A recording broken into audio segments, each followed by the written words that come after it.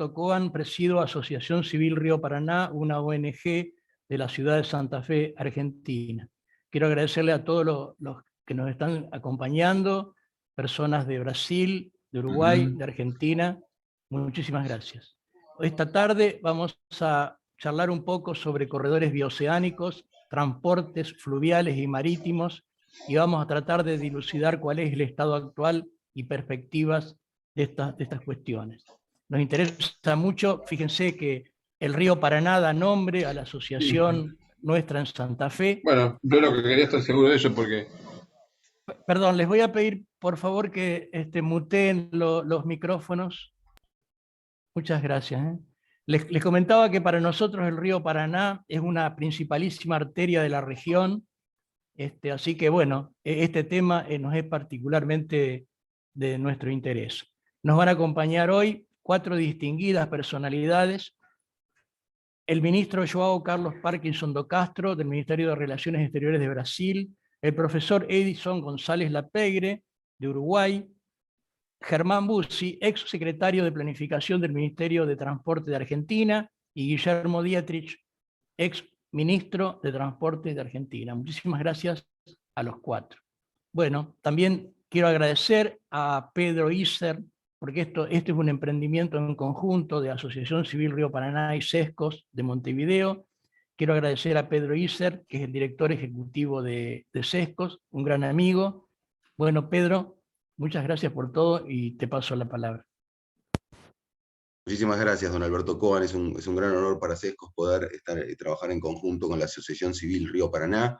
Sescos es el Centro de Estudios para las Sociedades Abiertas, un centro de estudios de Free Market Oriented basado aquí en Montevideo, donde trabajamos cuestiones locales y también regionales, así que es un gran gusto poder ser partícipe de este evento de enorme actualidad, un punto central en la discusión sobre la infraestructura, que es un punto capital, como vemos hoy, a partir de una dinámica de la geopolítica, de lo que pasa en el mundo y de lo que pasa en nuestros países. En primer lugar va a hablar entonces el ministro, el diplomático de la República Hermana de Brasil. Es un experto en corredores bioceánicos, tiene una amplia trayectoria, un amplio expertise en este tema de corredores bioceánicos. Es João Carlos Parkinson de Castro.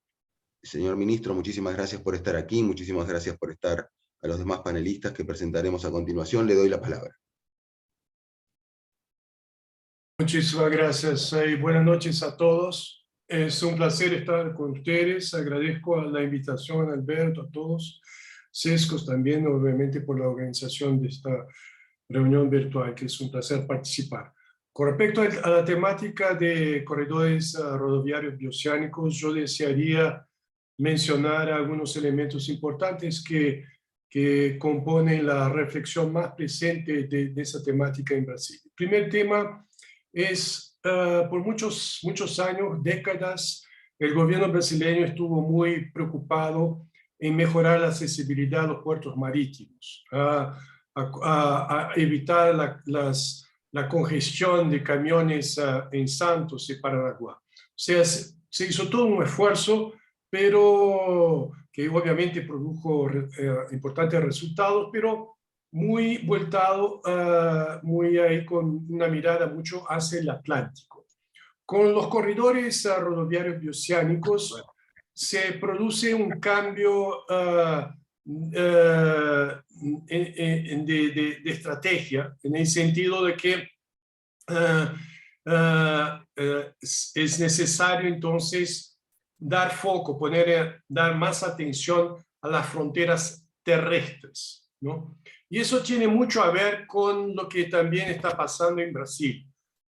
Hubo en las últimas décadas un cambio importante en la geoeconomía brasileña con el avance del agronegocios en Brasil y estados como Mato Grosso do Sul, Pará, y que se tornaron grandes productores y exportadores de commodities, ¿no?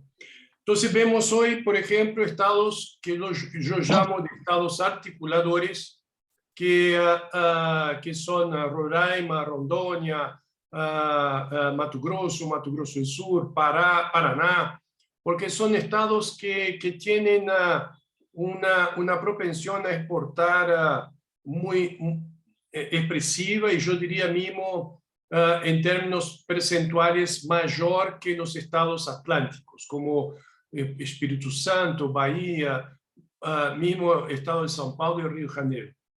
Entonces, hay un cambio de mirada hacia el interior, y con eso también algo que se produce, que es un resultado, una consecuencia directa, es valorar las cuestiones de frontera. Entonces, hay una importancia creciente ahora por parte del gobierno brasileño de mejorar la integración aduanera,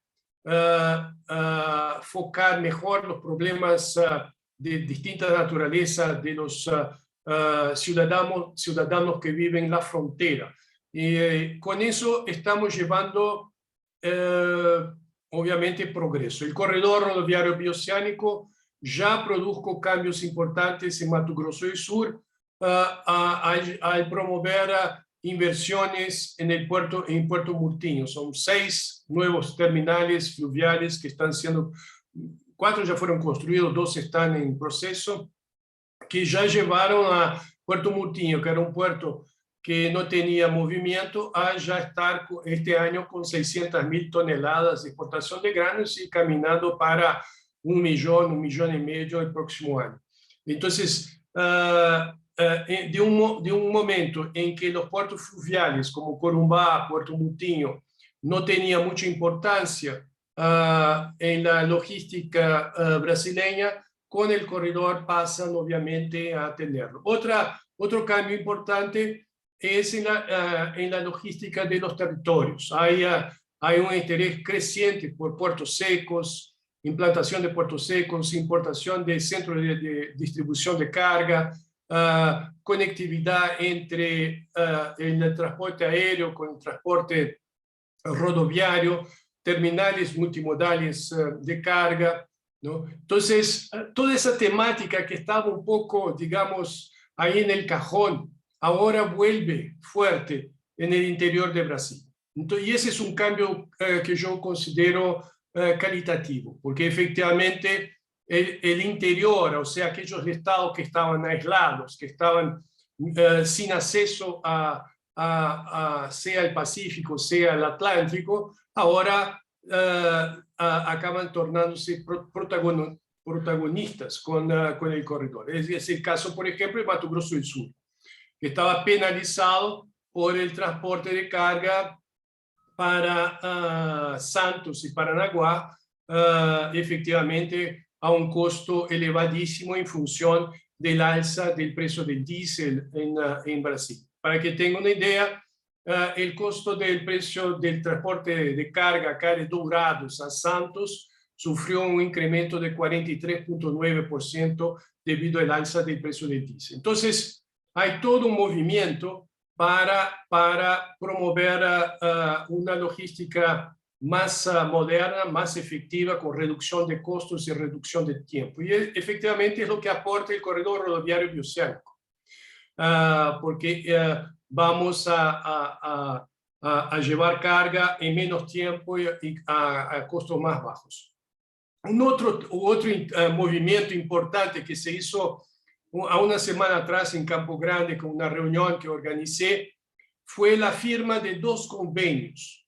Un convenio de promoción de comercio, otro de promoción de turismo, a partir de los cuales los municipios, o sea, los territorios, empiezan a relacionarse más libremente, ¿no? O sea, antes lo que un municipio podría hacer es simplemente firmar un acuerdo de ciudad hermana, pero no había, digamos, ninguna articulación comercial o turística, y ahora con la firma de esos convenios será posible realizar misiones conjuntas, estudios, mismo acciones junto a los entes gubernamentales. Entonces, en Brasil, la cacería, para quien estudia relaciones internacionales, es lo que llamamos de paradiplomacia, o sea,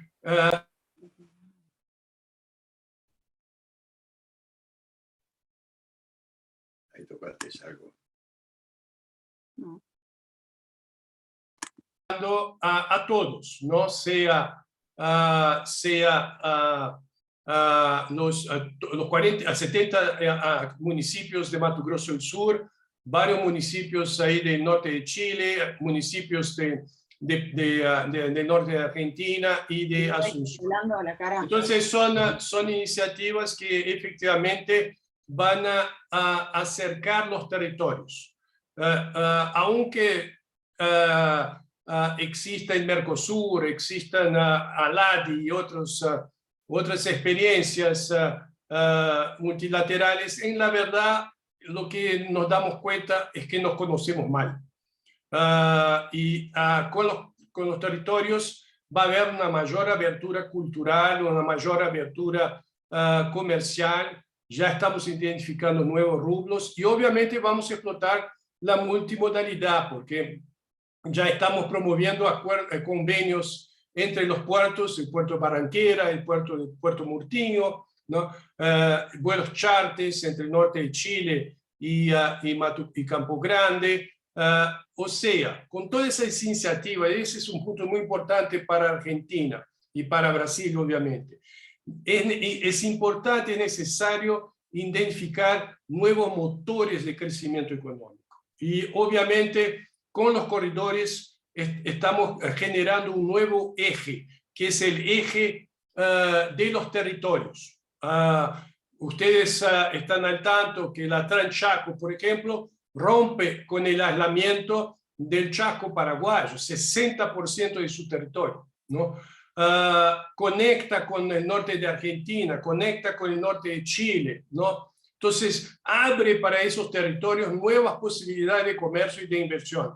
Estamos pensando hacer inversiones ahí en centros logísticos, almacenes en el norte de Argentina, llevar almacenes de la cadena de frío para el norte de Chile, ¿no? O sea, hacer varias iniciativas en el campo económico, así como también en el campo académico. Por ejemplo, con el corredor rodoviario bioceánico desarrollamos una red universitaria, o sea, todas las universidades del norte de Chile, de Argentina, de la UNA, de Universidad Nacional de Asunción y todas las universidades de Mato Grosso están integradas haciendo estudios de modo a proveer más información y soluciones con respecto al corredor rodoviario bioceánico. Entonces, es una nueva manera de ver el territorio y de promover desarrollo, no únicamente a partir del centralismo de Buenos Aires, de São Paulo, de Santiago, de Asunción, pero buscando, como dije yo, nuevas fuentes de desarrollo económico, de crecimiento, ofreciendo más autonomía a los entes subnacionales y promoviendo una relación comercial y económica más directa entre todos los agentes económicos. Ese es el mensaje que quisiera pasar por ustedes. Ministro De Castro, muchísimas gracias por su excelente presentación. Es un gran gusto tenerlo aquí a usted. En segundo lugar vamos a pasar a un experto uruguayo, un profesor uruguayo, Edison González Lapeire, que experto en Derecho Marítimo y Fluvial. Doctor González Lapeire, lo escuchamos, se puede desmutear y escuchamos su presentación. Muchísimas gracias por estar aquí en este evento de la Asociación Civil Río Paraná y Sescos. Buenas noches. Buenas noches. En primer lugar, quiero agradecer el honor que se me ha conferido por Sescos y por su director ejecutivo, el profesor Pedro Iser, de poder hacer uso de la palabra en la noche de hoy. Mi exposición va a referirse a la hidrovía Paraguay-Paraná en el breve lapso de que dispongo y obviamente sobre los aspectos esenciales de este importante emprendimiento. El mismo es la concreción de uno de los compromisos que se asumieron en el Tratado de Brasilia, celebrado en Río de Janeiro en abril del año 1969. En esas circunstancias, los países integrantes de la Cuenca del Plata, Bolivia, Brasil, Argentina, Paraguay y Uruguay, acordaron mancomunar esfuerzos a los efectos de proceder a una mayor coordinación para el desarrollo de los países del sistema y efectuar obras de infraestructura física que permitieran alcanzar esos objetivos. Y eso se logró con el acuerdo de transporte fluvial de hidrovía Paraguay-Paraná, Puerto Cáceres, Nueva Palmira, celebrado en el Valle de las Leñas hace 30 años, van a ser próximamente 30 años, el 26 de junio de 1992. Un tratado también denominado de Santa Cruz de la Sierra refiere a una hidrovía de 3.442 kilómetros de extensión.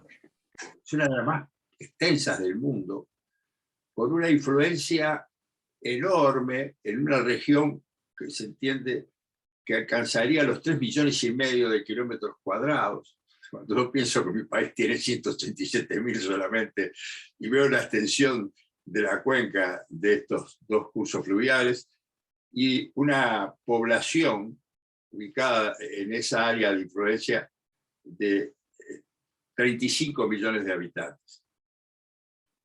Los principios fundamentales en que se basa el acuerdo de transporte fluvial de la hidrovía Paraguay-Paraná son la libertad de navegación, el tratamiento igualitario, es decir, sin discriminación de clase alguna, la reserva de cargas y la libertad de tráfico. Es decir, por un lado, se les impone a las partes otorgarle a todos los buques, cargas de los países de la región, una igualdad de tratamiento. No se puede discriminar por razón de su bandera o por cualquier otra circunstancia, dentro de un marco de libertad de navegación. Pero además a ello se agrega la libertad de tráfico de cargas, es decir, de mercaderías, buques y personas. Y por último, el acuerdo reserva las cargas que se pudiesen transportar por la hidrovía a los buques de la bandera de las partes. Es muy importante destacar la circunstancia que mi país ingresó de una manera muy peculiar a este acuerdo de transporte de la hidrovía Paraguay-Paraná. Y digo esto porque en el artículo 2 del Acuerdo de Santa Cruz de la Sierra se establece que comprende los ríos Paraguay-Paraná, desde Puerto Cáceres, en la República Federativa del Brasil, hasta el puerto de Nueva Palmira, en la República Oriental de Uruguay, incluyendo el canal Tamengo, que es un afluente del río Paraguay que comparte el Brasil y Bolivia. Y observen ustedes que el puerto de Nueva Palmira no está en el río Paraná, está en el río Uruguay. Está, es verdad, a solo 4 kilómetros de su desembocadura en el río de la Plata, es decir, a 4 kilómetros del paralelo Punta Gorda, que jurídicamente es el límite sur del río Uruguay. Pero eso plantea algunas dificultades, porque en ese tramo la navegación, los aspectos jurisdiccionales, se van a regular por el Estatuto del Río Uruguay. El Estatuto del Río Uruguay es un tratado celebrado el 26 de febrero de 1975. Yo tuve el honor de ser uno de los negociadores de ese tratado, es decir, los que habíamos participado en las negociaciones por el Tratado del Río de la Plata y su frente marítimo el 19 de noviembre del 73, nos abocamos a cumplir con el compromiso que se había asumido en el Tratado de Límites en el Río Uruguay de 7 de abril de 1961. Y este tratado establecía en su artículo 7 la obligación de regular los distintos usos del Río Uruguay en el tramo compartido entre Argentina y Uruguay. Y elaboramos un estatuto que regula los distintos usos del Río Uruguay con una comisión administradora, la denominada CARU, Comisión Administradora del Uruguay, que tiene su sede en la ciudad de Paysandú. Y ofrece aspectos bastante originales. Uno de ellos es el responsable, soy yo, así que pueden hacerme objeto de todo tipo de críticas. Uno de los temas que nos abogamos a examinar es que el límite trazado en el Tratado de Límites de 1961, desde el paralelo Punta Gorda hasta la Yui, es el eje del canal principal de navegación. ¿Y por dónde navegan los buques? Navegan generalmente por arriba del eje del canal de navegación. Entonces, se producía un hecho jurídico cualquiera, una colisión, un accidente, una muerte, un contrato, que ley regulaba ese acto jurídico. El buque iba navegando, era muy difícil de limitar, más en aquella época que no existían los GPS tan precisos que existen actualmente. Y a mí se me ocurrió una idea que le someto a la consideración. Acordamos, y la delegación argentina estuvo de acuerdo y se incorporó al tratado denominado Estatuto del Uruguay, que los buques, navegando por el canal principal de navegación, se regula por la ley de su bandera si corresponde a cualquiera de los países ribereños. Si los buques de bandera argentina se regulan por la ley argentina y los buques de bandera uruguaya por la ley uruguaya. Los buques de tercera bandera que navegan aguas arriba se regulan por la ley uruguaya, que los que navegan aguas abajo se regulan por la ley argentina. Después hay una casuística que sería muy extenso de examinar. Lo cierto es que allí se puede plantear alguna diferencia con respecto al régimen jurídico aplicable en los cursos fluviales del río Paraná y del río Paraguay. Debo aclarar que en su momento se fijó un plazo de 10 años de vigencia a este tratado, al Tratado de Santa Cruz de la Sierra. Luego se prorrogó por 15 años más y últimamente se estableció su vigencia a perpetuidad.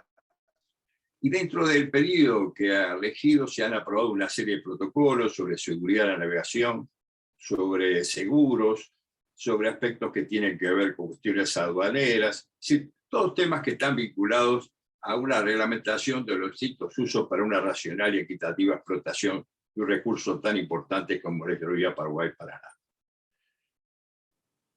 Indudablemente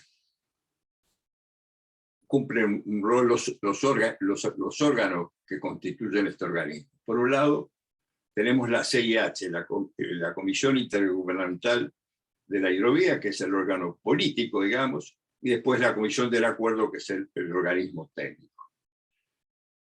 Si uno tiene que hacer un balance de lo que ha significado la hidrovía Paraguay-Paraná, las conclusiones son absolutamente satisfactorias y favorables. Incluso, para darse una idea, en un periodo de 6 años creció un 40%. Es decir, a pesar de que ha sufrido últimamente los factores climatológicos, la sequía que afectó gran parte de la cuenca de los ríos Paraguay y Paraná, es evidente la importancia que tiene si tomamos en cuenta que, por ejemplo, para la República Argentina es la vía de exportación de un 80% de su comercio exterior. Vemos que el examen que uno realiza, la evaluación que uno realiza de lo que es la hidrovía Paraguay-Paraná, tiene que ser absolutamente satisfactorio. Yo creo que hay 2 temas más que se podrían agregar si dispongo del tiempo, y para eso consulto al profesor Pedro Izar, que son el canal Magdalena y un complejo que se va a construir en Punta Arenales, en el río Uruguay, que creo que tiene trascendencia. El primero es el canal Magdalena. La República Argentina denomina vía troncal de la hidrovía Paraguay-Paraná el sector de la hidrovía donde ejercita jurisdicción y el Río de la Plata. Obviamente el Río de la Plata es, desde el punto de vista de su dinámica y de su operativa, parte integrante de la hidrovía. Las cargas salen y entran por el Río de la Plata. El canal Magdalena es un viejo proyecto elaborado desde hace muchos años. Incluso mi inolvidable amigo, el capitán de navío Horacio Salduna, en un libro publicado en el año 1990 titulado El mar que no miramos, planteaba la necesidad de que la Argentina construyese un canal lateral próximo a las costas argentinas que fuera la continuación del ya existente. Es decir, que se alejara de las costas uruguayas como sucede actualmente. Porque ¿qué es lo que pasa? el canal que ha construido, administra y mantiene la República Argentina, en la zona denominada El Codillo, es decir, el canal tiene una dirección sudeste. En la zona del Codillo hace una inflexión hacia el noreste y se aproxima a las costas uruguayas. Ese se llama el canal de Punta Indio y tiene una enorme trascendencia. La mayor parte del tráfico que se produce en el Río de la Plata se desarrolla a través del canal de Punta Indio. Sí, los buques vienen de ultramar, del norte del Océano Atlántico, se introducen al Río de la Plata próximo a las costas uruguayas y luego ingresan al canal de Punta Indio que, repito, administra y mantiene la República Argentina. Para poder ingresar a este canal, necesariamente deben someterse a las normas de tráfico marítimo establecidas por la Prefectura Nacional Naval Argentina, denominado CONTRACE, y con frecuencia tienen que esperar frente a Montevideo, una zona de fronteo, para que Prefectura Argentina les dé la autorización para poder ingresar al canal de Punta Indio. Eso habilita que desde aquí se produzca el ingreso de los prácticos que van a acompañar la embarcación, que se le dé todo tipo de auxilios, de asistencias, el suministro de vituallas, repuestos, cambio de tripulaciones, y se le prestan una serie de servicios a los buques que tienen que esperar para ingresar al canal de Punta Indio. Las razones que se invocaron siempre para insistir con el canal Magdalena eran precisamente las que tienen que ver con la incidencia de las empresas que operan desde la costa uruguaya en este tipo de esperas que se tienen que efectuar para poder ingresar al canal de Punta Indio. Y además la ventaja que tendría el canal Magdalena para las cargas que van hacia el sur de la República Argentina. Cargas, por ejemplo, que van a hacer top-off a los puertos de Mar del Plata, Bahía Blanca, Quequén, Necochea, etcétera, etcétera. Pero también ha sido objeto de críticas muy duras. Los más importantes entusiastas del canal Magdalena han sido el ingeniero naval Horacio Tetamanti, que fue subsecretario de Vías Navegables y Puertos de la República Argentina, el senador Tayana, incluso el gobernador Kicillof, y últimamente el ministro de Transporte de la Nación Argentina, Alexis Guerrero, ha informado que la Argentina va a disponer de los recursos para llevar a cabo este emprendimiento. En su momento, el tema fue planteado en el seno de la Comisión Administradora del Río de la Plata, en el régimen de consulta previsto en los artículos 17 y siguientes de este tratado. El Uruguay, como no podía ser de otro modo, prestó su consentimiento a la construcción de este canal, pero se acogió a una disposición de este tratado que le permitía a mi país participar en la construcción, en el mantenimiento y en la administración del canal juntamente con la Argentina.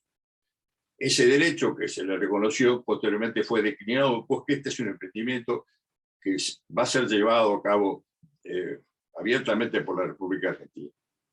Desde el punto de vista del Uruguay, yo he sostenido que no va a ser grande la incidencia, que va a ser relativamente pequeña el número de buques que van a optar por utilizar esa vía de ingreso y de salida del Río de la Plata.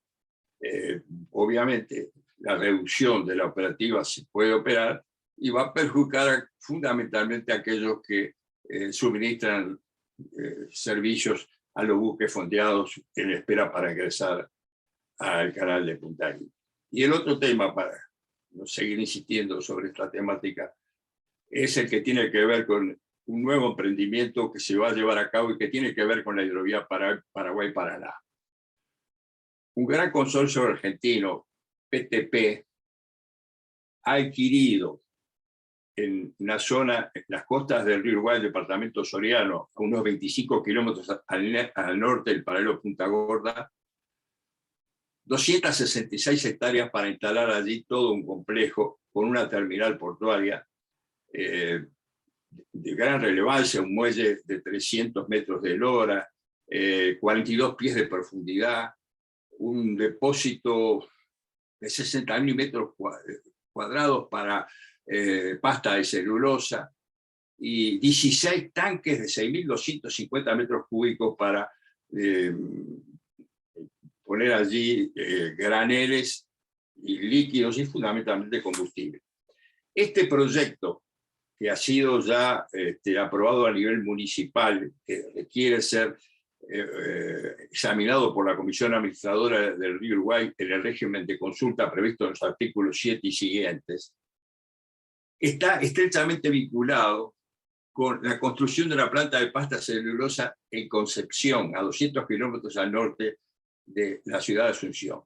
Porque PTP se unió a un grupo ZAPAC paraguayo y van a instalar allí una planta de pasta celulosa. Sabemos pues que es un emprendimiento que no está dentro de la hidrovía, porque la hidrovía llega hasta el puerto de Nueva Palmira. Este está a cerca de 25 kilómetros del paralelo Punta Gorda. Pero es un emprendimiento que está estrechamente vinculado, porque obviamente las cargas de pasta de celulosa y afines que se van a procesar en la ciudad de Concepción serán trasladadas a esta terminal portuaria en las costas del río Uruguay, lo que se va a denominar terminal arenal. Creo que esto es lo que me permite la limitación de tiempo. Muchísimas gracias. Muchísimas gracias a usted, profesor González Lapeyre. Ha sido un gran gusto poder contar con su presencia y con su exposición, con su notable expertise en ambas márgenes del Plata. A continuación hablará Germán Bussi, ex secretario de Planificación del Ministerio de Transporte argentino. Don Germán, muchísimas gracias por estar en este evento de la Asociación Civil Río Paraná y Sescos. Adelante. Bueno, muchas gracias por la invitación.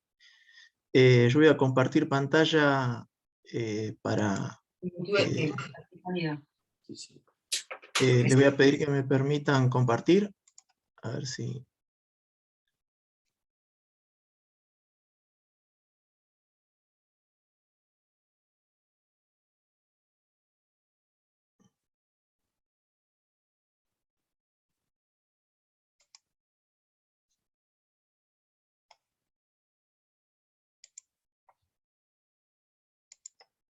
Muy bien. Ahí no sé si me están viendo.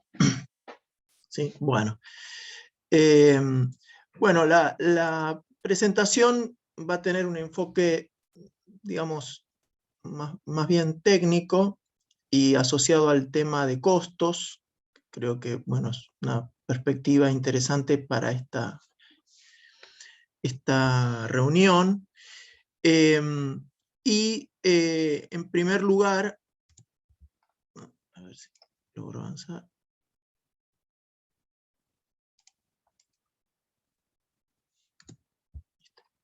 Bueno, en primer lugar, lo que podemos decir con respecto al transporte de mercancías es que de alguna manera el transporte articula las actividades humanas y las actividades económicas, entendiendo que el sistema de transporte se conforma no solo a partir de la infraestructura, sino también a partir de los vehículos, los operadores, los servicios. Es un sistema complejo, donde el objetivo es el desplazamiento de bienes y personas entre un origen y un destino, y en general utilizando uno o varios modos, ¿no? Entre los desafíos del transporte de carga surge este multimodalismo como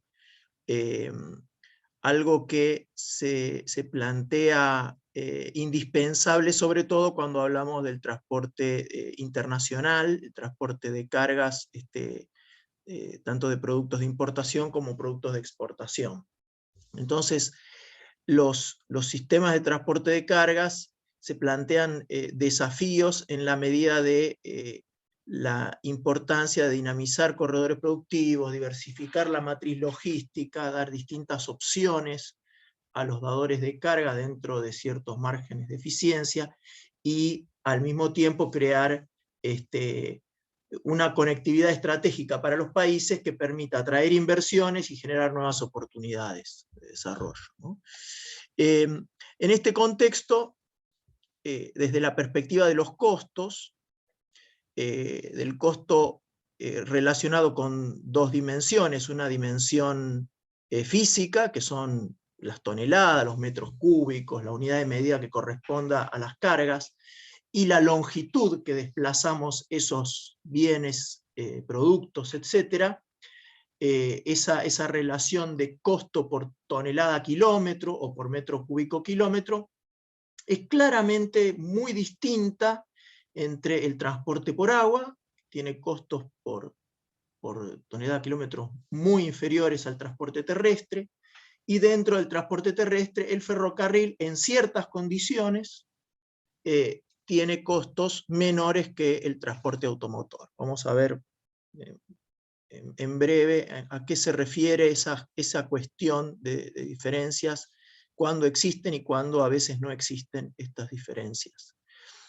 También hay que tener en cuenta que no solamente a la hora de tomar decisiones del transporte de cargas, no solamente se utiliza el costo por tonelada kilómetro, también en algunos productos incide los tiempos de viaje, los transbordos, la cantidad de transbordos, los costos fijos asociados a las distintas opciones, las cuestiones vinculadas con la seguridad, tanto de la mercadería, de que llegue en forma, digamos, que no se dañe, como también cuestiones vinculadas a la seguridad física ante delitos, robos, etcétera, mermas, y también la confiabilidad, o sea, asegurarse de que realmente va a llegar del origen al destino, y también en los tiempos previstos, con los costos previstos, etc. ¿no? Entonces, la pregunta es, bueno, ¿dónde el transporte de cargas por agua es claramente más eficiente? Bueno, en las cargas masivas. Podemos describir las cargas masivas como aquellas que son grandes cantidades similares entre sí. En este caso, típicamente los granos, los combustibles, una serie de productos que generalmente mencionamos como dentro de la figura de los commodities. En esos casos, el transporte por agua es francamente más eficiente por cuestiones vinculadas con el rozamiento entre el buque y el agua, que no requiere la construcción de una infraestructura sobre la cual se apoya, salvo en los puntos de intercambio con el sistema terrestre. O sea, en general, salvo algunos casos como los casos del dragado, balizamiento, en general uno no construye sobre lo que se va a desplazar el vehículo, en este caso el buque. Y la otra cuestión muy importante relacionada con esta masividad de las cargas tiene que ver con la revolución de los contenedores, ¿no? Que de alguna manera hizo masiva a las cargas generales, ¿no? El manipuleo, el tratamiento de este objeto contenedor es independiente en general de lo que hay adentro de estos contenedores, ¿no? Salvo algunos casos particulares como las cargas refrigeradas. En general, lo que permite es que independientemente de lo que vaya adentro, el manipuleo es igual para cualquier carga que esté dentro del contenedor, ¿no? Y esto también incorpora, por un lado, la posibilidad de automatización, y con la incorporación de la informática y las comunicaciones, también esto articulado con un control y un seguimiento que antes no era posible, ¿no? Entonces, en el caso del transporte por agua, donde en general los tiempos de viaje son un poco mayores que por ahí que otros modos, lo que se hace fundamental a la hora de darle competitividad a este modo es la cuestión relacionada con los transbordos, como dijimos, los costos fijos, la seguridad y la confiabilidad, ¿no? Tanto la seguridad como la confiabilidad, el contenedor también ayuda en esta dirección, y como dijimos, los procesos de informatización y comunicación. Pero de alguna manera uno de los puntos más débiles aparece en el tema de los transbordos, ¿no? En la necesidad, en muchos casos, de transbordar desde el modo acuático a un sistema de transporte terrestre, que puede ser de distinto tipo, donde la eficiencia de estos transbordos, la velocidad en que se hacen estos procesos, los tiempos en los cuales se realizan, inciden significativamente en las decisiones de los dadores de carga, ¿no? Entonces, la segunda cuestión que resulta importante, además de todo lo dicho hasta ahora, es un poco conceptualizar esta cuestión de qué hablamos o qué decimos cuando nos referimos a masividad, ¿no? ¿Por qué? Porque no necesariamente que se transporte mucho implica que sea una carga masiva. La masividad tiene que estar asociada, está asociada a orígenes y destinos asimilables en ciertos corredores, ¿sí? La segunda cuestión tiene que ver con el tiempo, ¿sí? Hay una unidad de tiempo que define esa cantidad, si realmente es mucha o poca, ¿sí?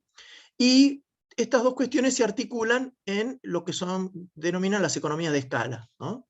Por lo tanto, la masividad está dada cuando hay grandes cantidades con similares origen-destino o asimilables a corredores dentro de unidades de tiempo que permitan que la espera de la partida o la operación de los vehículos o de los sistemas de transporte sea relativamente razonable.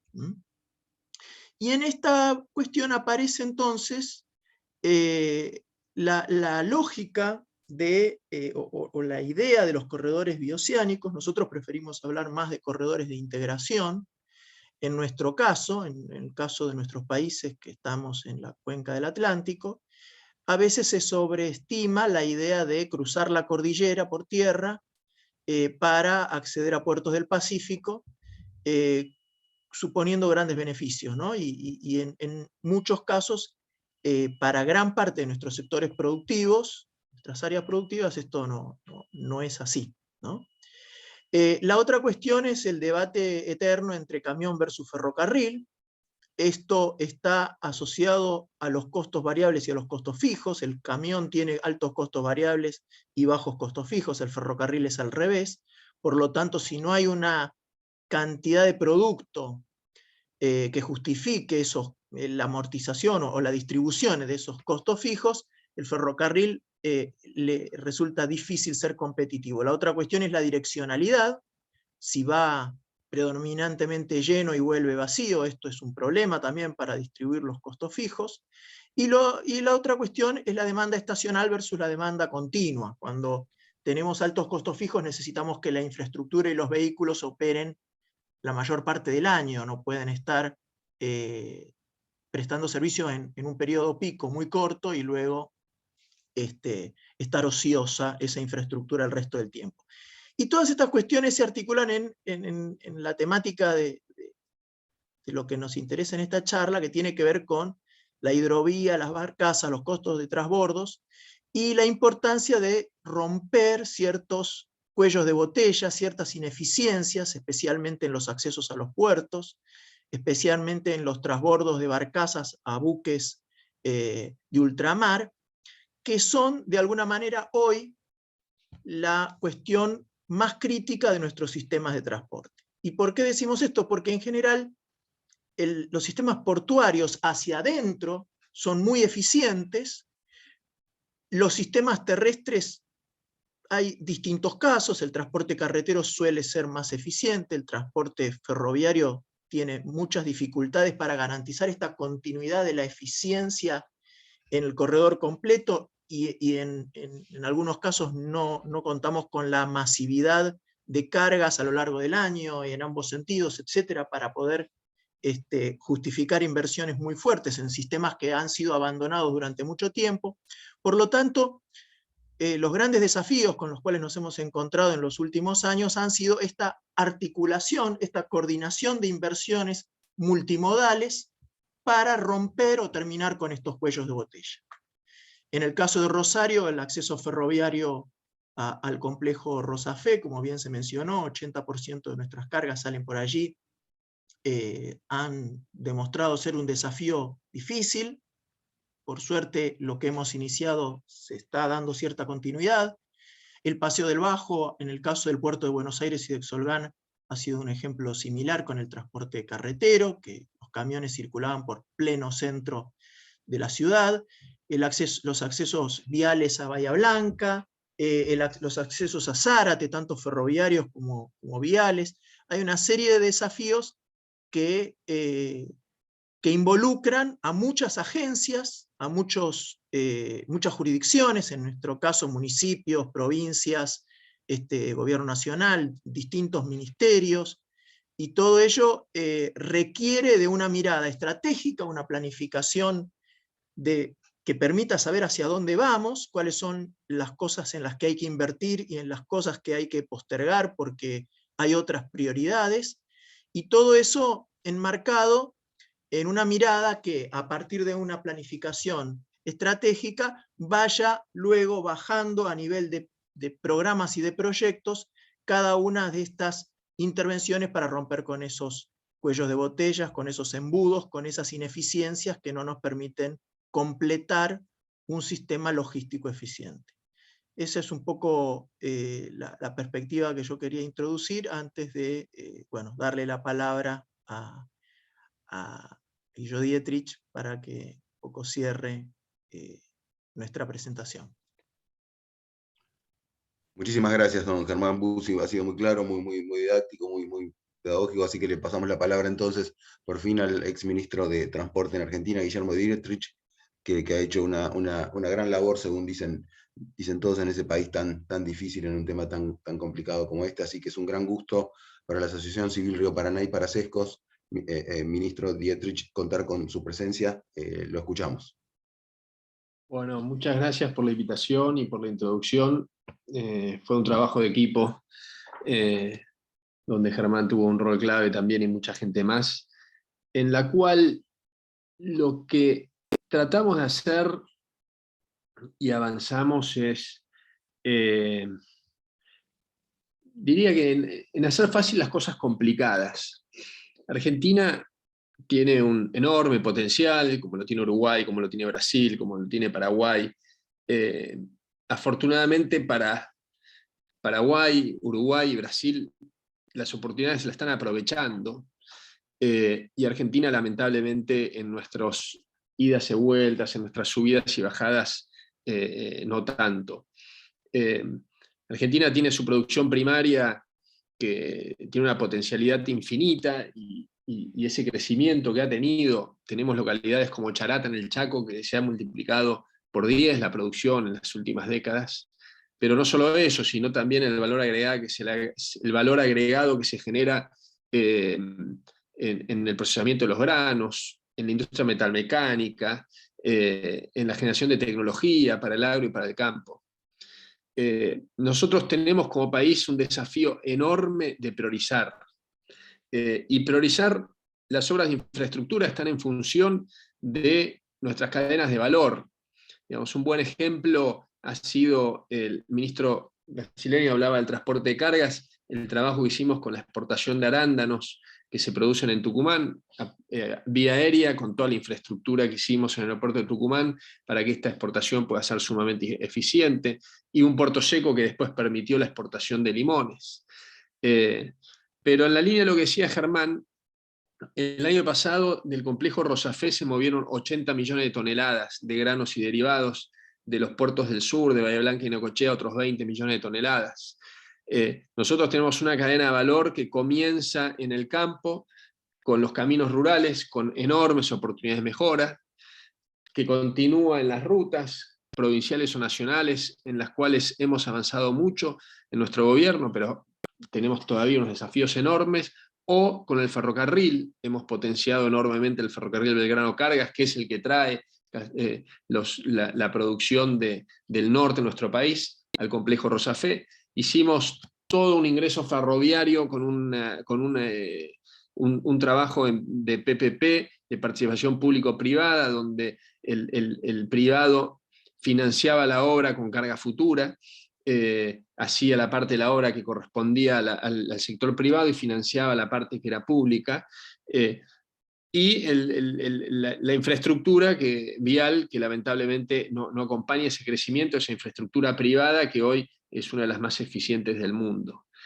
Desde ese lugar, la hidrovía ocupa un rol fundamental dentro de todo este proceso y es de cierta forma lo que ha permitido ese desarrollo monumental que ha tenido nuestro país, por la ubicación estratégica que tiene el río, por la ubicación estratégica que han tenido esos 30 y pico de puertos en la vera del río. Y lamentablemente hemos perdido 3 años, y seguramente van a ser más, que después de una concesión de 25 años, que generó muchos beneficios y previsibilidad, podríamos haber tenido ya una hidrovía con obras de profundidad, de anchos navegables y con menores costos de operación, que estuviese beneficiado a todos los países y lógicamente a los productores y a los productores de Argentina. Me parece interesante que veamos en las preguntas para ver cuáles son los temas y los desafíos que a ustedes más les inquietan, pero hablando de prioridades y habiéndose hecho una mención del canal Magdalena, me parece importante compartir la mirada de Gustavo L. Snyder, que fue el director de vías navegables en nuestro equipo y trabaja activamente en estos temas de política pública, porque insisto una y otra vez más, el dólar o el $1.000.000 que se pone en una obra no se está poniendo en otra. Y lamentablemente muchas veces desde la política no existe el concepto de recurso escaso que existe en todos los ámbitos de la vida. Y Argentina tiene una falta de infraestructura monumental. Digamos, si tenemos que nombrar una, son la red de accesos a los puertos del complejo Rosafé, tanto en las rutas nacionales como en las rutas provinciales y municipales. Por lo que cada dólar que pongamos una obra que no es prioritaria está compitiendo con una obra prioritaria que está impactando directamente a la productividad de nuestro país, por ende al desarrollo, por ende a la generación de trabajo y de bienestar para nuestra gente. Gustavo, si podés compartir con nosotros la mirada del canal Magdalena. Sí, buenas noches. Consulto cómo me están escuchando. Tengo algún problemita con el video, pero a ver si me escuchan bien. Muy bien. Escuchamos bien. Bueno, buenas tardes a todos. Gracias por la oportunidad de participar. Y bueno, referente a la hidrovía, en la gestión del gobierno del presidente Mauricio Macri, nosotros habíamos preparado ya a pocos meses de la finalización del contrato de concesión, habíamos preparado las bases para el nuevo contrato, teniendo en cuenta que el contrato tenía 25 años de antigüedad, con muchos defectos, que se había prorrogado con negociaciones unilaterales directamente con ese concesionario, y si bien había incorporado profundización, pasamos de 28 a 32 y de ahí a 34 pies, adolecía y adolece, porque se ha prorrogado prácticamente el mismo contrato, adolece de muchos problemas en cuanto a sus anchos navegables y su adecuación a lo que debería ser una hidrovía técnicamente apta para el tamaño de los buques que hoy circulan por ella y a los que podríamos acceder. En ese contexto, los estudios que hicimos demostraron que este diseño que la hidrovía tiene, con 100 metros de ancho navegable entre el pontón Recalada y la desembocadura del canal Emilio Mitre en el kilómetro 57, y los 116 que tiene de ahí hasta Santa Fe, cuyo tramo más importante es hasta Timbúes, no son los adecuados y producían prácticamente en el Punta Indio alrededor del 60% de todas las demoras que el sistema tiene. Por lo tanto, habíamos previsto, además de una profundización en 2 escalones a 36 y 38 pies, que es lo que se considera adecuado en cuanto al uso eficiente de los recursos económicos y a los resultados obtenidos, y mejoras en el canal Punta Indio con sobreanchos y anchos navegables suficientes para permitir el cruce de las grandes embarcaciones que hoy prácticamente cuando ingresan bloquean el canal y producen estas grandes congestiones en la época de cosecha. Como bien dijo Guillo, nuestro país tiene gravísimos problemas de acceso a capitales y poco dinero para efectuar todas las obras necesarias. Las obras necesarias son innumerables, pero esto no es un saco de arena al que hay que continuar llenando, sino que hay que buscar la forma más eficiente de invertirla. Al respecto, el canal Magdalena, si bien tiene algunas y solo algunas mejoras técnicas o beneficios técnicos a la navegación, la verdad que teniendo en cuenta los 300 millones de dólares que saldría su construcción, la demora en el inicio de la misma y, repito, las pocas mejoras económicas que produce, creemos que no es el adecuado para este momento. Nosotros lo habíamos previsto en un contrato de largo plazo, pensando en ir adecuando la vía navegable en función del crecimiento previsto del tráfico. La verdad es que con mucho menos dinero se resuelven prácticamente y en muy corto plazo, haciendo 2 zonas de cruce más en el Punta Indio y en el canal intermedio, se reducen prácticamente todos los problemas, con canales previstos de 200 metros y no de 150 como tiene previsto el canal Magdalena, que prácticamente van a seguir restringiendo la navegación para un montón de embarcaciones.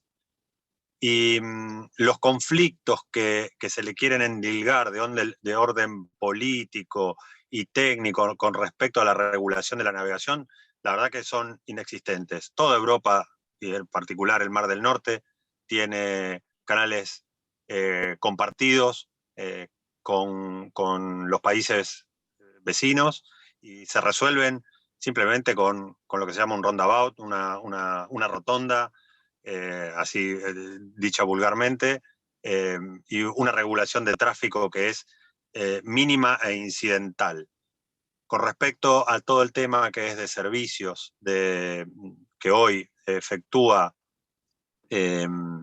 Uruguay, que se pretenden que sean trasladados del lado argentino como beneficio para el país y demás, eso solo va a pasar en tanto y en cuanto los servicios ofrecidos de este lado sean más baratos. Yo les doy un ejemplo pequeño, pero que pasa todas las semanas. Argentina recibe buque de transporte de autos, car carrier. En esos car carrier, cuando vienen de Europa, vienen muchos turistas, aunque no les parezca habitual, pero bueno, llegan turistas en esos buques que son mixtos, de carga y pasaje, y los turistas vienen con sus van, sus campers, a visitar la Argentina. Sin embargo, llegan a Argentina, el buque va hacia Uruguay y desembarcan en Uruguay.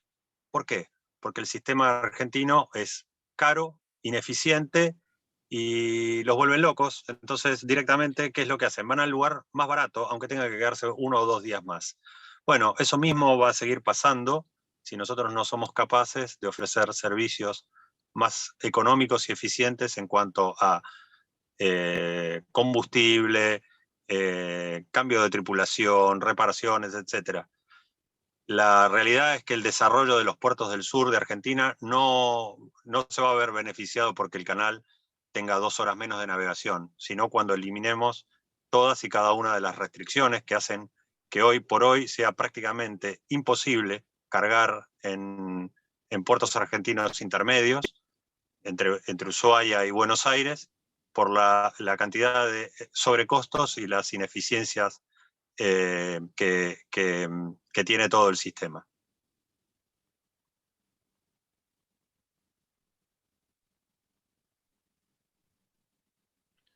Bien, muchísimas gracias por la participación. Ministro Dietrich, no sé si usted quiere redondear, terminar su presentación o pasamos a un par de preguntas finales para poder cerrar este evento?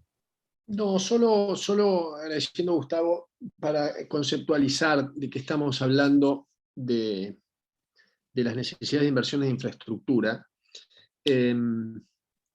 y que Brasil, Uruguay y Paraguay los últimos años han hecho un gran trabajo.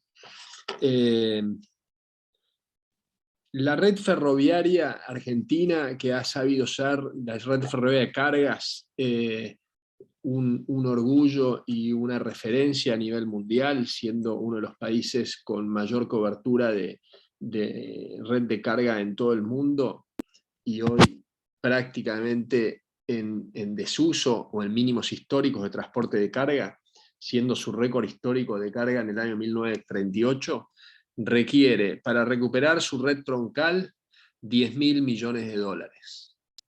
La red vial argentina, en su troncalidad, en la necesidad de ampliación de capacidad, estamos hablando de la autopista de la Ruta 3 entre Buenos Aires y Bahía Blanca, estamos hablando de la autopista de la Ruta Nacional 33 entre Venado Tuerto y Rosario, entre Venado Tuerto y Rufino, fundamental para el transporte para la carga en el sur santafesino. Estamos hablando de la Ruta Nacional 34 en diversos tramos, pero la autopista fundamental entre Rosario de la Frontera y Güemes.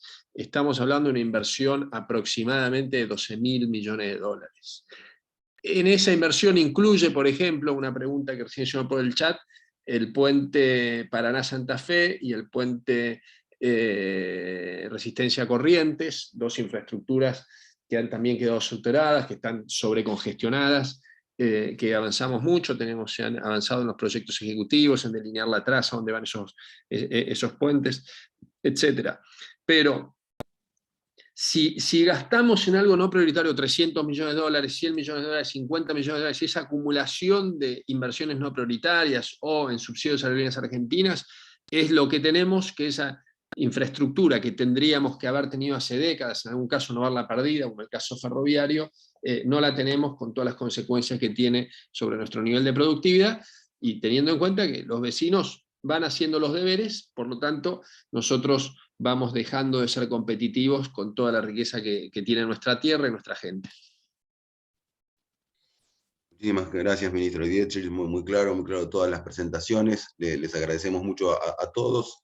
Simplemente dos preguntas rápidas en general, para quien quiere puede contestar. El ministro Dietrich contestó una que estaba ahí en el chat, hay algunas en YouTube que tienen que ver con algo que dijeron, que dijo el ministro Dietrich recién y otros participantes antes, es sobre el costo y el financiamiento de todo esto. Le pregunto a usted, ministro de Castro, en los números brasileros, esto es muy costoso llevar a cabo esto, como recién...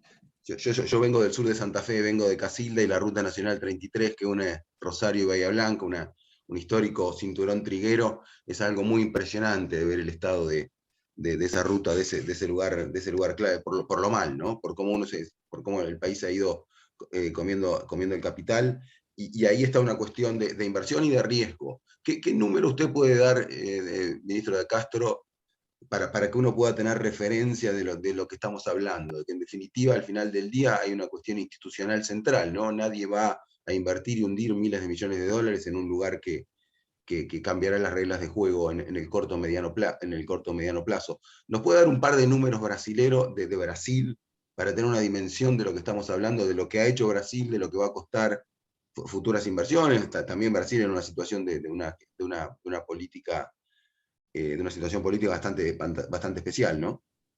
Oh, claro que sí. Primeramente decir y claramente para todo, es que no hay falta de capital en el mundo, hay falta de buenos proyectos. Ese es el primer punto. El segundo es que un buen proyecto tiene que tener no solamente rentabilidad económica, pero seguridad jurídica. Si se conjugan los dos factores, hay capital privado nacionales e internacionales que están dispuestos a hacer inversiones. Para que tengan una idea, en Brasil nosotros aprobamos en el Congreso en diciembre del año pasado un nuevo marco legal, que es el régimen de autorización. que ya captó casi 70 proyectos ferroviarios a un monto de 100.000 millones de reales, ¿no?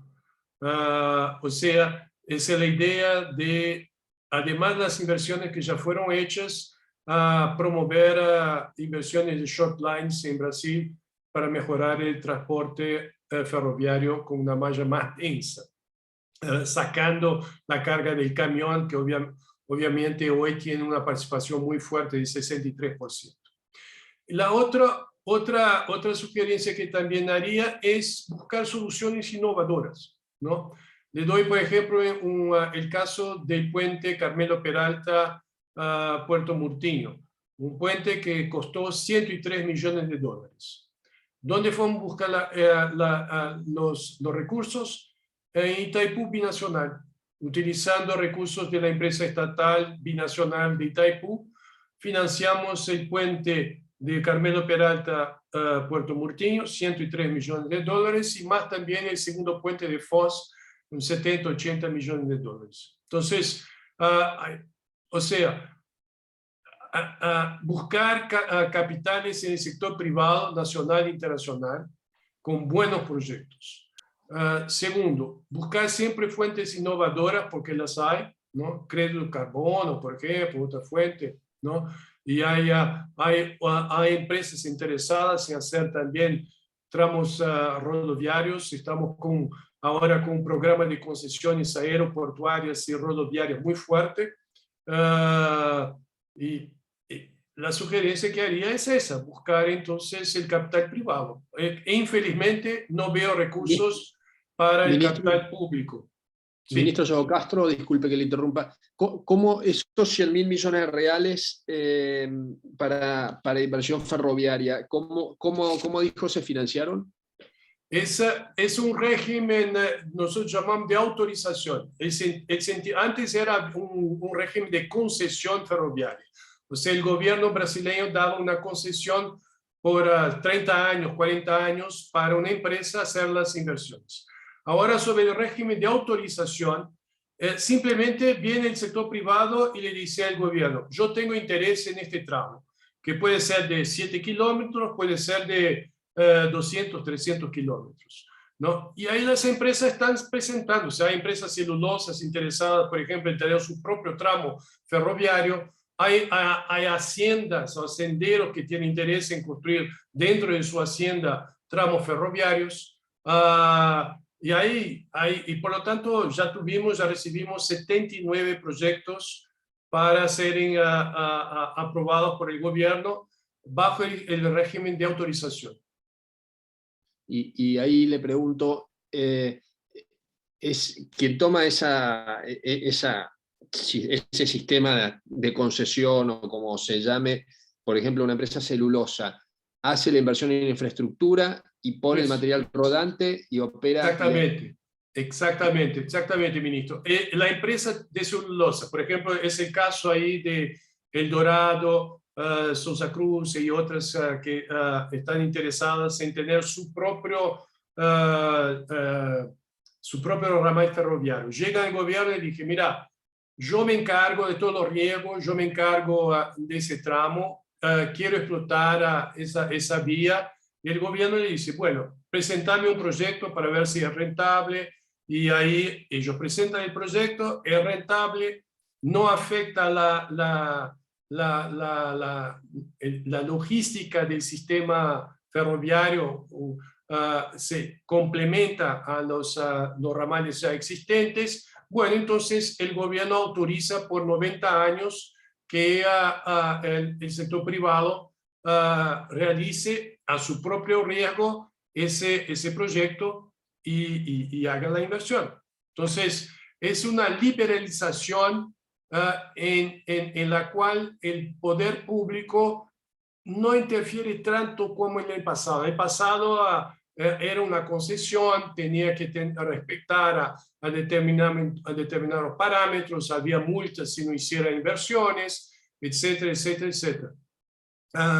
Ahora no, es el sector privado que va a buscar la licencia ambiental, se obtiene magnífico, es el sector privado que va a hacer el proyecto y que sea rentable, porque si no es rentable, bueno, entonces no tiene sentido presentarlo para el gobierno.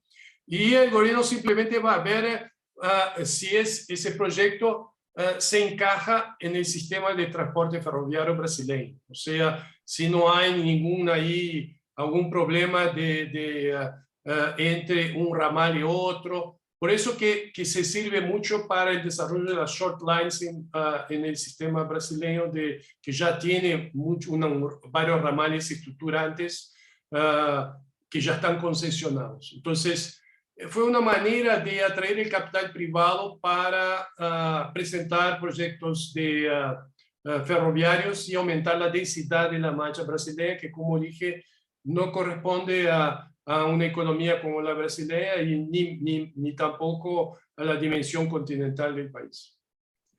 Y disculpen que estoy monopolizando. Es sumamente interesante, muy claro. Tengo pendiente ir a Brasil y me han comentado que están haciendo inversiones monumentales, también en el puerto de Santos. Estoy en un Zoom. Perdón, mis hijos. Estos ramales ferroviarios, ¿en qué estado están? Digamos, la inversión para la recuperación de la infraestructura básica de las vías. Estamos hablando de inversiones bueno, de las concesiones tenemos algunas mallas que están más deterioradas que otras. Por ejemplo, la malla oeste, que cubre todo el estado de Mato Grosso del Sur, demandaría una inversión de 2 a 3 mil millones de dólares para estar completamente operacional. Ahora, la malla paulista, que fue la concesión fue renovada a Rumo, está en muy buenas condiciones y hay inversiones ahora fuertes de Rumo en la malla norte-sur, en la construcción de centros logísticos multimodales como en Rondonópolis, que le invito a visitar, que vale la pena, ahí en Mato Grosso, ¿no? Y hay todas las otras mallas ahí que son de otras concesionarias como MRS, que están en buenas condiciones. La malla sur no está tan bien. Y ese es un tema que interesaría mucho a los argentinos, que es la posibilidad futura de una integración ferroviaria. Por ejemplo, con la integración ferroviaria Brasil-Argentina, los dos países ganarían. ¿Cómo ganarían? Primero, ustedes están con una malla ahí en Urquiza básicamente muy poco utilizada, ¿no? Y que podría muy bien integrarse con la malla sur. La integración de la malla sur atraería carga para Rumo y daría, obviamente, despertaría mayor interés en las subastas que se acercan de la malla sur. Todas esas mallas están siendo objeto de subastas y si no hay renegociación de las concesiones, ¿no? Ellas todas vencen en los próximos años. Malla Oeste vence el 27, Malla Sur el 26, y hay todo un proceso interno de discutir la renovación de esas concesiones. La integración ferroviaria sería, en nuestra perspectiva, un avance importante porque podríamos cargar cargas, sea en Belgrano Cargas Norte, sea o en la Urquiza. Llamo la atención, por ejemplo, algo que estamos intentando promover, es la integración ferroviaria de Malla Oeste con la Belgrano Cargas Norte por la ferrovía oriental boliviana, de Corumbá a Yacuiba, de modo a llevar carga a Güemes y de Güemes por Ferronora hasta Antofagasta. O sea, son proyectos de integración ferroviaria que están marchando al margen de los corredores y que serían de interés de Argentina. Bueno, muchas gracias. Yo quedo abierto para cualquier conversación futura, ministro, respecto a estas cosas. Si bien no estoy en el gobierno, estamos trabajando en estos temas. Discúlpenme, yo me gustaría hacer un comentario específicamente con respecto al comentario que hizo Joao Castro y el ministro Dietrich. Realmente la solución que están planteando en Brasil evidentemente es la que tendría que haberse planteado acá y que realmente no sabemos por qué no se hizo hasta el momento, porque esa red ferroviaria a la que nosotros hacemos referencia se hizo precisamente de esta manera, o sea, cuando las inversiones se hacían para el desarrollo de alguna actividad productiva específicamente. Dentro de los ramales que después desaparecieron, evidentemente fue por otras ventajas de producción y cambios hacia el transporte multimodal, que lo trajo el propio cambio de la matriz productiva que tuvo el país todos estos años. Evidentemente, lo que nosotros perdimos en materia de cargas en los últimos 70 años fue producto de la nacionalización de los ferrocarriles y de la pérdida de competitividad. Y evidentemente fue un problema de falta de controles, porque esa inversión privada que en Brasil está funcionando perfectamente, no es otra cosa de lo que deberíamos haber hecho nosotros, ¿no? Porque hay que hacer un poco el mea culpa cuando nosotros decimos que hemos perdido de alguna manera esa soberanía de los ferrocarriles, en el sentido de que cuando se perdió, yo lo que observo como ciudadano, ¿no? Que salvo lo que es el ferrocarril de cargas, estamos un poco al contrario del resto del mundo, ¿no? Porque tenemos que lo que se ha hecho en estos años es bastardear un poco el tema de los ferrocarriles. En ninguna parte del mundo el ferrocarril primero no tiene la densidad para hacer la combinación, ¿no? del tráfico de mercaderías porque no tenemos un volumen crítico de pasajeros, y es lo que más se ha criticado en estos últimos años. Y cuando nosotros vemos que por un tramo que en Europa podemos estar pagando, no sé, $200 o $150 de acuerdo a los horarios, o $10 si es un horario de mucha utilización, acá estamos pagando por iguales distancias un euro por 300 kilómetros, cosa que es una aberración, ¿no? Es un poco parte de todas las distorsiones que hemos tenido y que no nos permiten alcanzar esas soluciones que para mí es... Perdón, Guillermo, discúlpeme Sí. que lo interrumpa. Estamos un poco pasados de tiempo. Le he pedido, por favor, a ver si te puede redondear. Lo que quería redondear con esto es que realmente tendríamos que hacer un poco más público todo esto y dar cuestiones, porque es cierto lo que dice Guillermo Dietrich en cuanto a la inversión que se necesitaría, pero este es un país que por toda su matriz productiva, entiendo que si se liberaliza de alguna manera todo el sistema y el Estado se dedica exclusivamente a los controles, eso se puede alcanzar fácilmente. Guillermo, te interrumpo. Gracias y muy buena tu reflexión. Nosotros hicimos un estudio muy profundo de toda la red. Y lamentablemente, excepto algunas excepciones, por el nivel de deterioro que tiene la red, no se autofinancia por el sector privado. Por lo tanto, por eso las inversiones que tendría que hacer el Estado para recuperar la infraestructura básica son del orden de estos $10.000 millones. De hecho, aún el tren a Vaca Muerta, que tenemos un proyecto totalmente desarrollado, con proyecto ejecutivo, que es recuperación de la vía actual y nueva vía del orden de los 30 a 60 kilómetros, aún así, que lo trabajamos con las petroleras, hicimos una licitación para ver cuánto podían anticipar ellos para el traslado de la arena. La cobertura que tenía las inversiones necesarias era bastante baja. Obviamente esto varía en función del precio de los commodities,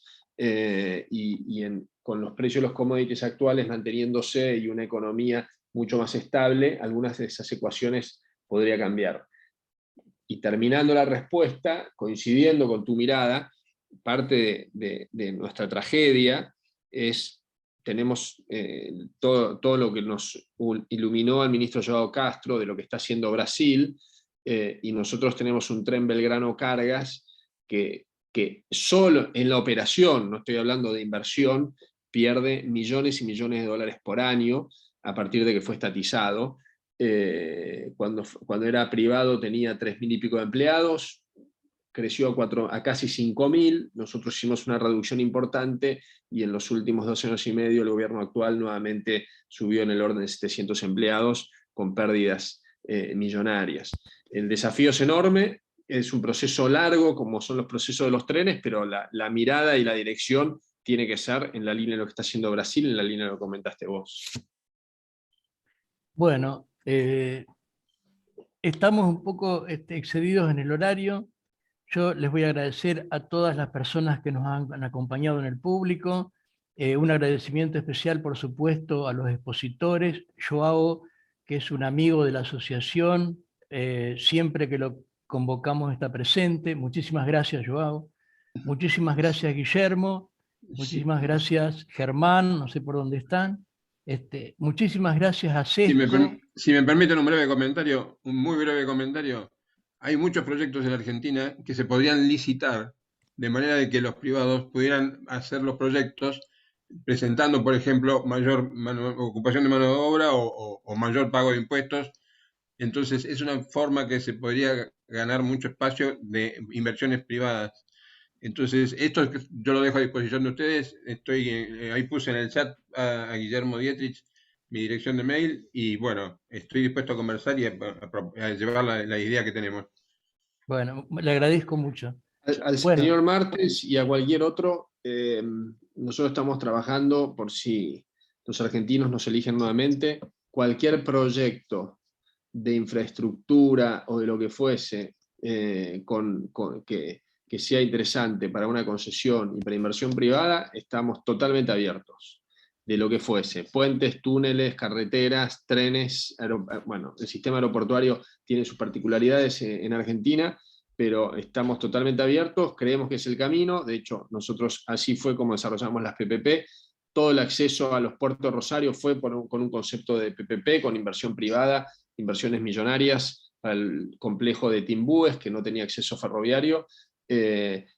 Tenemos muy analizado la red ferroviaria, ramal por ramal, así que totalmente abiertos para cualquier iniciativa de ese aspecto y trabajarla pensando en diciembre del 2023. Bueno, muchísimas gracias a todos. Entonces, Pedro de Sesco, también muchas gracias. Muy buenas noches para todos. Gracias. Muchas gracias y buenas noches. Gracias a todos, buenas noches. Gracias, buenas noches. Muchas gracias a todos, ha sido un gran gusto.